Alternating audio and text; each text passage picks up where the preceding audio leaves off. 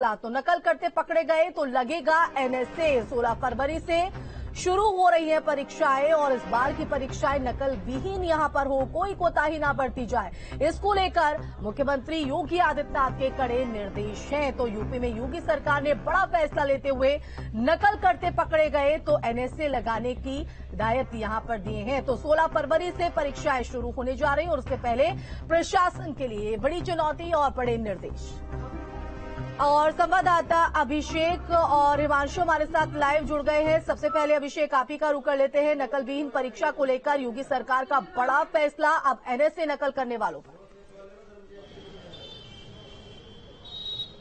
जी देखिए, बड़ा फैसला है क्योंकि प्रदेश में अकेले उत्तर प्रदेश नहीं, जितने भी प्रदेश हैं और जहां पे भी प्रतियोगी परीक्षाएं हो रही हैं वहां पर पर्चे लीक हो जा रहे हैं, नकल हो जा रही है। उत्तराखंड का मामला अभी सामने ही है, जहां पर्चा लीक होने को लेकर छात्रों ने उग्र प्रदर्शन किया था, लाठीचार्ज हुआ था, जिस पर नकल कानून उत्तराखंड सरकार ने बनाया। कैबिनेट की बैठक में कल ये प्रस्ताव पारित हुए हैं कि एनएसए लगेगा, सख्ती की गई है।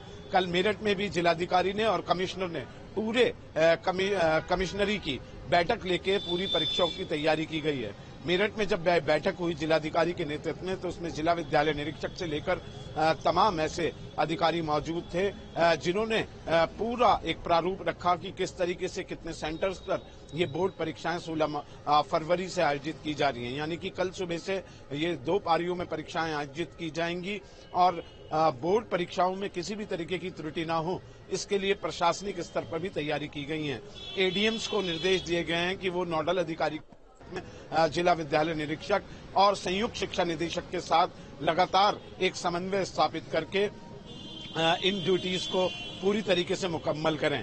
इसके अलावा जो इन्विजिलेटर्स बनेंगे, जो परीक्षा नियंत्रक टीचर्स होंगे, जो परीक्षा केंद्रों में ड्यूटी देंगे, उनकी कमी को देखते हुए बेसिक शिक्षा विभाग के टीचर्स की भी डिमांड की गई है। जो जिलाधिकारी ने बेसिक शिक्षा अधिकारियों को ये निर्देश दिए हैं कि जितने टीचर्स की जरूरत ड्यूटी के लिए पड़े, उनको तुरंत रिलीव करके इन परीक्षाओं में इन्विजिलेटर के रूप में उनको ड्यूटी का निर्वहन कराया जाए। कुल मिलाकर सारी तैयारी पुलिस प्रशासनिक तौर पर, शिक्षा विभाग के अधिकारियों के तौर पर पूरी कर ली गई है। बिल्कुल अभिषेक, आप हमारे साथ बने रहिए। गाजियाबाद का भी रुख कर लेते हैं, जो हमारे संवाददाता हिमांशु हमारे साथ बने हुए हैं। हिमांशु, गाजियाबाद में किस तरह की तैयारी, निर्देशों के बाद किस तरह से इन निर्देशों का पालन?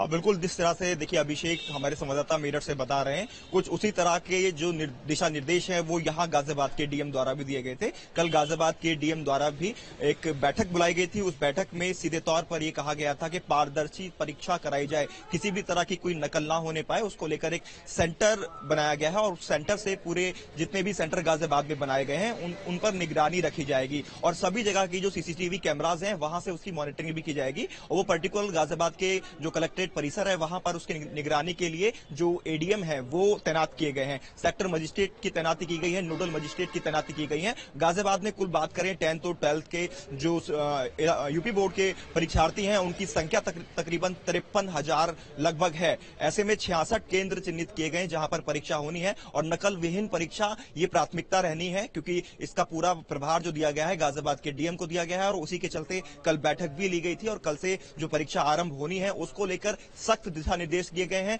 5 फ्लाइंग बनाई गई हैं, 2 बीच में जितने भी सेंटर्स पड़े हैं उन पर जाएंगी, वहां पर रूटीन जो चेकिंग होती है वो की जाएगी और कोई भी बच्चा अगर नकल करता हुआ पाया जाता है तो उसके खिलाफ सख्त कार्रवाई की जाएगी। साथ ही कोई टीचर अगर नकल करता हुआ पाया जाता है तो उसके खिलाफ भी एक्शन लिया जाएगा, यहां तक कि एनएसए की तक की कार्रवाई भी की जाएगी। सीधा यूपी सरकार ने दिशा निर्देश दिए हैं। तो ऐसे में सीधे तौर पर सरकार की मंशा है कि नकल विहीन परीक्षा हो, उसको लेकर जितनी भी तैयारियां हैं वो पूरी कर ली गई हैं। आज एक बार फिर से गाजियाबाद के डीएम, सिटी मजिस्ट्रेट, एडीएम, जो तमाम प्रशासनिक अधिकारी हैं वो तमाम सेंटर्स का जायजा लेंगे। जो सीसीटीवी कैमरास हैं, हर एक कैमरे के अंदर सीसीटीवी लगाया गया है जिसकी मॉनिटरिंग खुद एडीएम स्तर के अधिकारी को सौंपी गई है और तमाम अधिकारी नियुक्त किए गए हैं कि हर सेंटर की निगरानी में किसी तरह की कोई चूक ना हो, कहीं पर कोई नकल ना हो। जिस तरह से उत्तराखंड का मामला खुद अभिषेक जी अभी बता रहे थे और जिस तरह से ये पेपर लीक होने वाली बात है, तो इस तरह का कोई भी प्रकरण यूपी के अंदर ना आए, इस बात का खास ध्यान अधिकारियों को रखना होगा। नकल करने वालों की बिल्कुल भी खैर नहीं है। नकल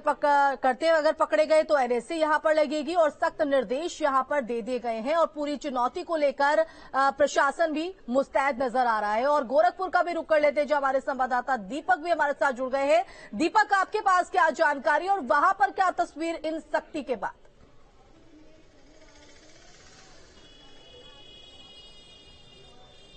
देखिए, गोरखपुर की अगर बात करें तो गोरखपुर में कल से जो यूपी बोर्ड की परीक्षाएं शुरू हो रही है, 222 परीक्षा केंद्र गोरखपुर में इस बार बनाए गए हैं। हाई स्कूल और इंटरमीडिएट के 1,50,000 के लगभग विद्यार्थी हैं जो इस बार एग्जाम देंगे।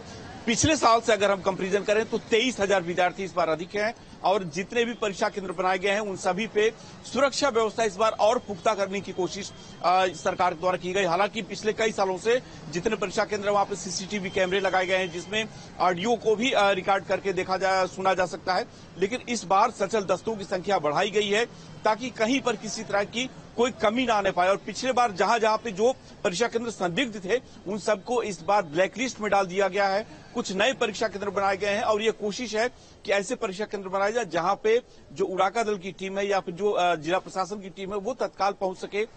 मॉनिटरिंग लगातार हो रही है।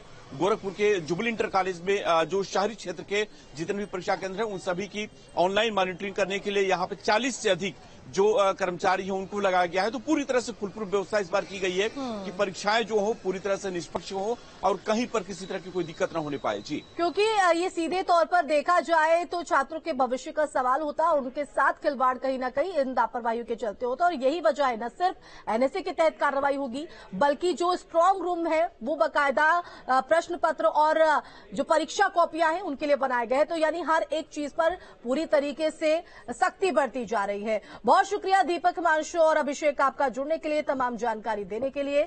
तो सरकार का ये बड़ा फैसला है और जिसको देखते हुए